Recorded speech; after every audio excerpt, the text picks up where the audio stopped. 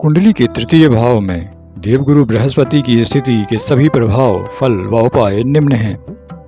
तृतीय भाव में गुरु संपूर्ण विश्लेषण यह है कि कुंडली के तृतीय भाव को से साहस भाव कहते हैं। यह भाव हमें निम्न चीजें बतलाता है, जैसे साहस, पराक्रम, प्रयास, छोटे भाई बहन, संचार, लेखन, अभिव्यक्ति, यात्रा, परिश्रम, संकल्प शक्ति, प्रतिभा, हाथ और मानसिक शक्तियों को दर्शाता है। जब गुरु यहाँ स्थित हो तो क्या होता है? स्वभाव और व्यक्तित्व पर प्रभाव देखा जाए तो जातक बुद्धिमान, सच्चा, आत्मविश्वासी और धैर्य प्रिय होगा। वाणी में मिठास और प्रभाव रहता है। संवाद में शालीनता और आदर्शवादी व्यक्तित्व झलकता है। साहस के साथ साथ विवेक भी रहता है। सोचकर कदम उठाने वाला व्यक्ति रहेगा। दूसरों को प्रेरित करने की क्षमता भी इनमें खूब पाई जाती है। साहस और प्रयासों की बात की जाए तो यहाँ गुरु ज्ञान आधारित साहस देता है। जातक बिना सोचे नहीं दौड़ता बल्कि सही दिशा में काम अवश्य करता है। मेहनत और परिश्रम को पवित्र कर्तव्य समझता है। जीवन में आगे बढ़ने की प्रेरणा आत्मविश्वास और ज्ञान से मिलती है। ऐसे लोग कठिन परिस्थितियों में भी धैर्यपूर्वक निर्णय लेने वाले होते हैं। भाई बहनों के साथ संबंधों की बात की जाए तो भाई बहनों के प्रति दयालु व्यक्ति होगा। शिक्षण या मार्गदर्शन का भाव हमेशा इसके मन में रहता है। भाई या बहन का सहयोग जीवन में लाभदायक होता है। यदि गुरु अशुभ हो तो भाई बहनों से मतभेद संभव है या सलाह न मानने की प्रवृत्ति भी रहती है। संवाद और लेखन शिक्षा की बात की जाए तो यहाँ गुरु श्रेष्ठ वक्ता, शिक्षक या सलाहकार बनाता है। व्यक्ति को ज्ञान साझा करने का स्वभाव रहता है, जैसे अध्यापक, मार्गदर्शक, कोच या आध्यात्मिक व्यक्ति।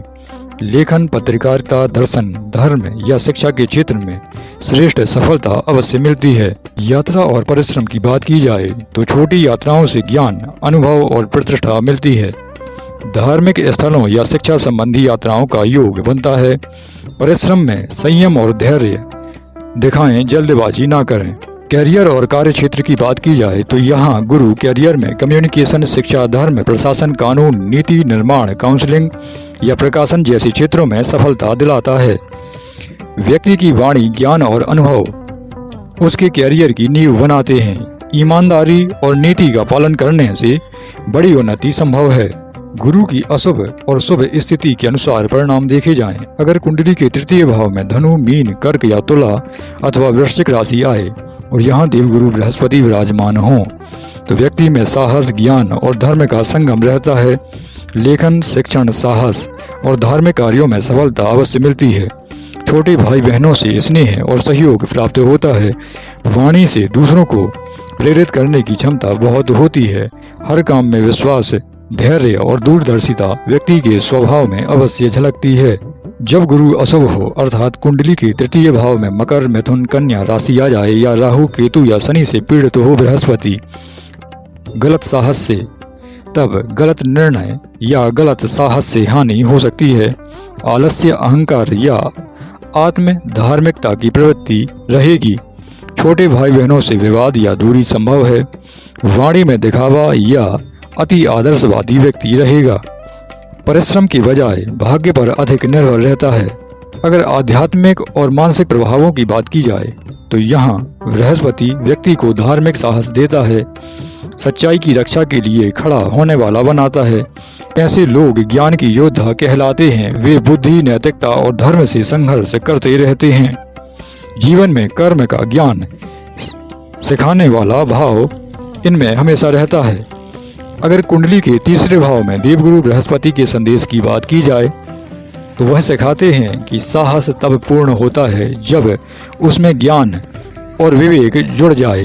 वाणी और कर्म दोनों में सत्य रखो, तभी गुरु का आशीर्वाद स्थिर रहेगा।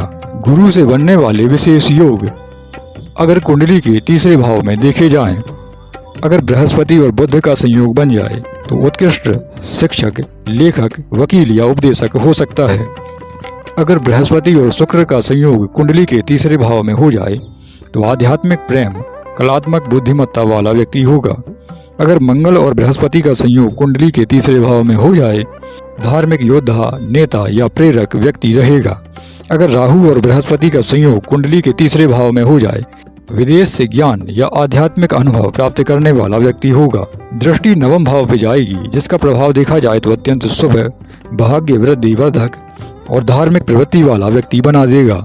तीसरे भाव के बृहस्पति के उपायों की चर्चा की जाए तो सबसे पहले गुरु के मंत्रों का यथासंभव संकल्प के माध्यम से जप करते रहें तो उचित रहेगा। दान की बात की जाए तो गुरुवार को पीले वस्त्र, चने की दाल, हल्दी, केसर या पीले फूलों का दान करें तो उचित रहेगा। ब्राह्मण, शिक्षक या गरीब विद्यार्थियों को दान करना विशेष लाभदायक रहेगा। पूजा की बात की जाए तो भगवान विष्णु की आराधना करना उचित रहेगा। विष्णु सहस्त्र नाम का पाठ करना भी लाभदायक रहेगा। रत्नों की बात की जाए तो किसी योग्य ज्योतिष के जानकार से परामर्श लेने के बाद पुखराज धारण करें तो लाभदायक रहने वाला है।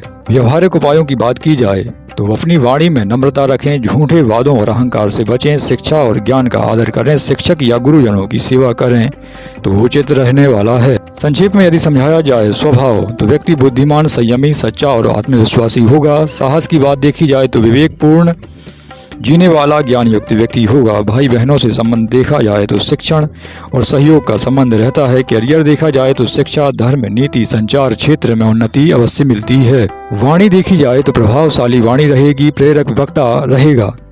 अशुभ स्थिति देखी जाए तो दिखावा प्रिय, गलत सलाह लेने और देने वाला, मतभेद करने वाला व्यक्ति होगा। उपायों की बात की जाए तो गुरु के मंत्रों का जप करना, दान करना, विष्णु सहस्त्र नाम का उपाय, विष्णु भगवान की उपासना, विष्णु सहस्त्र नाम का पाठ और पुखराज धारण करना लाभदायक रहेगा।